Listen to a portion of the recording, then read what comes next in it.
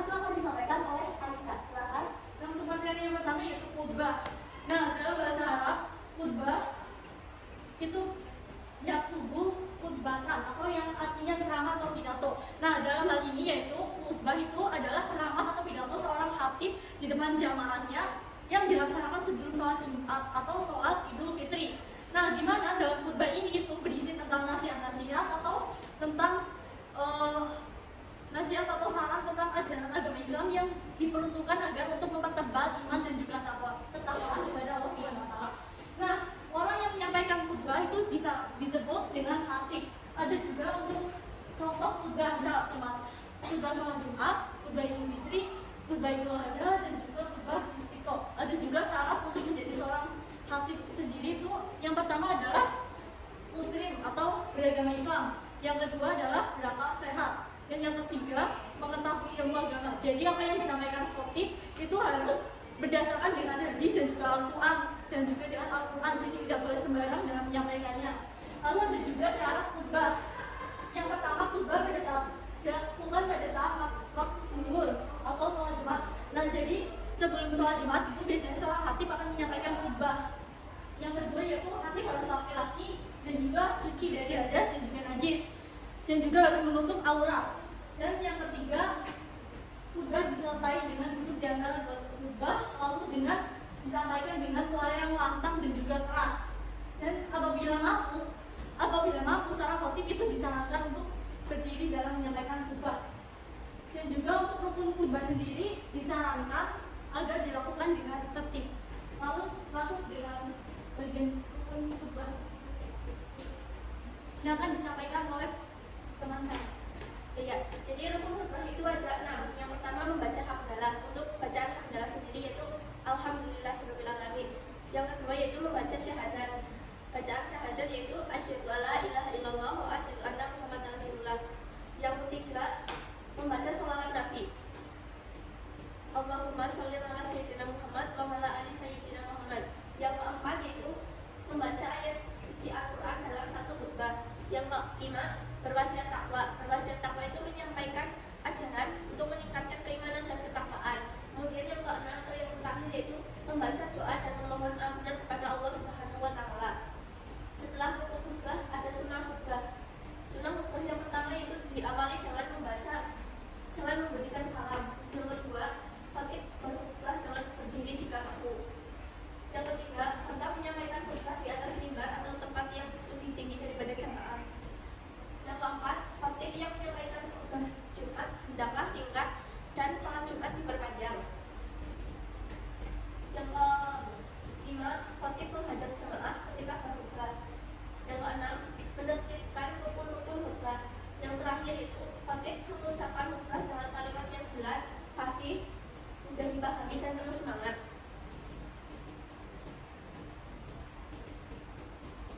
Materi yang selanjutnya yaitu tablik. Secara bahasa, tablik dalam bahasa Arab itu balaghul yubalighu tabligan, yang mempunyai arti menyampaikan. Nah, tablik menurut istilah merupakan penyampaian atau ceramah keagamaan yang bermaksud mengajak manusia untuk berbuat kebaikan yang berlandaskan pada Al-Quran dan hadis. Dalam tablik ada orang yang menyampaikan tablik disebut mubalik. Syarat sebagai mubalik yaitu Islam, berakal, balik, dan mendalami ajaran Islam.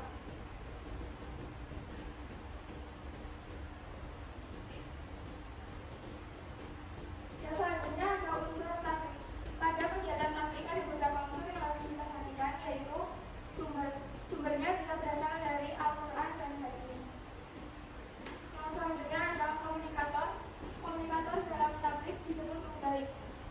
Mubalik ada dua, yaitu mubalik khusus dan umum. Mubalik khusus yaitu mubalik yang sudah profesional, sedangkan mubalik umum yaitu mubalik yang hanya mengajarkan ajaran Islam saja. Unsur yang selanjutnya yaitu makhluk, orang yang menjadi objek tablik atau pendengar. Yang terakhir, secara umum atau garis besarnya saja. Materi yang disampaikan secara garis besarnya saja. Dalam menyampaikan tablik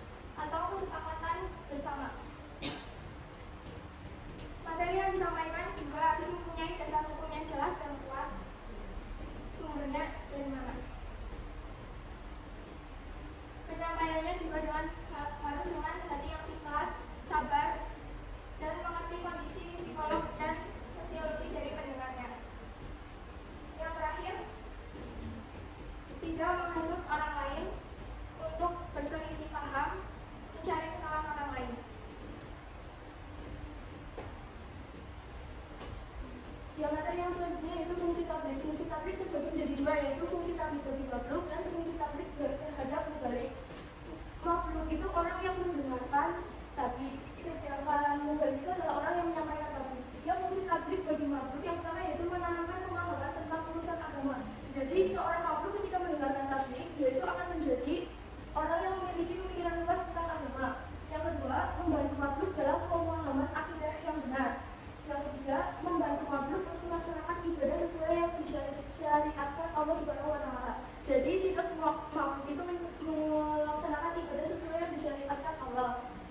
Yang selanjutnya, membantu makhluk dalam bermuamalah dan beretika atau berakhlak baik. Seseorang yang sebelumnya tidak memiliki etika atau tidak berakhlak baik, ketika ia mendengarkan tablik, dia akan merubah dirinya untuk menjadi orang yang beretika dan memiliki akhlak baik. Yang selanjutnya, mengembangkan dan meningkatkan jiwa, hati, akal, dan jasmani. Materi yang selanjutnya, fungsi tablik terhadap mubalik, yaitu membekali mubalik dengan ilmu pengetahuan, keterampilan, dan kepandaian.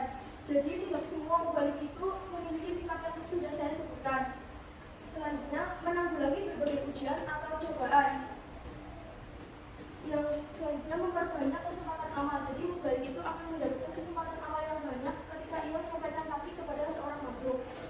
Yang selanjutnya, menumbuhkan semangat untuk melakukan amalan baik. Selanjutnya, mengikuti pelatihan dan memberi kesempatan kepada mubalik untuk melaksanakan amal kebajikan dan memberi harapan atau kabar gembira dari sisi Allah Subhanahu wa Ta'ala. Baik, yang materi selanjutnya adalah dakwah. Dakwah berasal dari bahasa Arab yang dakwatan, yang artinya panggilan, seruan, ataupun ajakan. Nah, sedangkan menurut istilah, dakwah berarti kegiatan yang bersifat mengajak dan memanggil seseorang untuk taat kepada Allah Subhanahu wa Ta'ala sesuai garis akidah, syariat, dan akhlak Islamiyah. Nah, seseorang yang melaksanakan dakwah ini bisa disebut juga dengan dai. Lalu apa sih hukum dakwah itu? Nah, sebagian ulama mengatakan hukum dakwah ini fardu kifayah atau kewajiban bagi semua umat muslim, namun jika sudah ada yang melaksanakan atau sudah dibagikan, maka berkewajiban bagi yang lainnya. Nah, namun ada juga sebagian ulama yang mengatakan ini tuh fardu ain atau kewajiban bagi semua umat muslim dan jika ditinggalkan maka berdosa. Namun walaupun begitu, Rasulullah SAW tetap menganjurkan kita untuk berdakwah di jalan Allah Subhanahu wa Ta'ala. Nah, lalu orang yang menyampaikan dakwah disebut dai. Adapun syarat dai yaitu Islam, balik, berakal, dan juga mendalami ajaran Islam. Selanjutnya, ini sudah dakwah ya. Dai itu pelaku dakwah sebagai komunikator yang menyampaikan isi dakwah. Yang kedua itu objek pendengar dakwah yang mengikuti seluruh manusia. Yang ketiga itu materi dakwah, isi pesan atau isi dakwah yang dikombinasikan secara selektif, efektif kepada pendengar dakwah yang mencakup akidah, syariah, akhlak, dan muamalah. Lalu yang ketiga itu wailah atau media dakwah dengan saluran mana dakwah disampaikan baik lisan, tulisan, visual ataupun audio. Yang keempat adalah asar atau efek dakwah. Adalah hasil yang dapat dicapai dengan dakwah yang telah disampaikan. Nah, dakwah sendiri ini tidak hanya ceramah ya, tapi juga bisa dilakukan dengan aksi nyata seperti santunan anak yatim dan lain-lain. Ini juga bisa disebut dengan dakwah bid'ah. Nanti akan disampaikan ya oleh teman saya. Sekarang silakan sampaikan oleh kita. Oke, materi yang selanjutnya itu jenis-jenis dakwah. Jenis-jenis dakwah itu ada 3, dakwah lisan, terus dakwah tulisan sama perilaku. Dakwah lisan itu bil lisan, atau lisan itu kayak dakwahnya itu melalui ucapan. Contohnya itu yang kayak kutum, kajian gitu. Terus yang dakwah tulisan itu bil kitabah, itu dakwah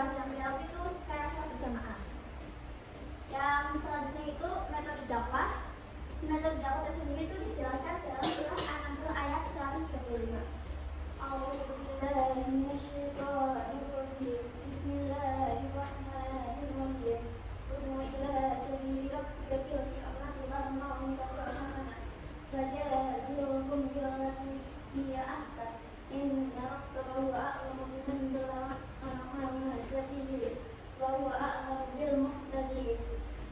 Kalau artinya itu ada Qurannya itu sendiri. Kalau ini ayat ini itu mengajarkan tentang perilaku dakwah dengan cara-cara yang bijak. Terus metode dakwah sini itu ada 3, dakwah dengan hikmah atau dengan ucapan yang ringkas penuh makna yang berdasarkan Al-Quran dan hadis. Jadi jawabannya itu harus benar-benar ada dalilnya dari mana, dari Al-Quran dan hadis itu. Terus dakwah dengan mau'izah hasanah dengan memberi motivasi untuk berbuat baik atau memberi peringatan. Ya, kalau yang mau jelasan itu dengan memberi motivasi itu. Terus yang dakwah adalah asal itu dengan berdiskusi atau bertukar pikiran. Kalau yang dakwah dengan ini tuh kayak dakwah yang paling susah gitu, berdiskusi atau bertukar pikiran itu ya materi yang lembut yang tidak kasar.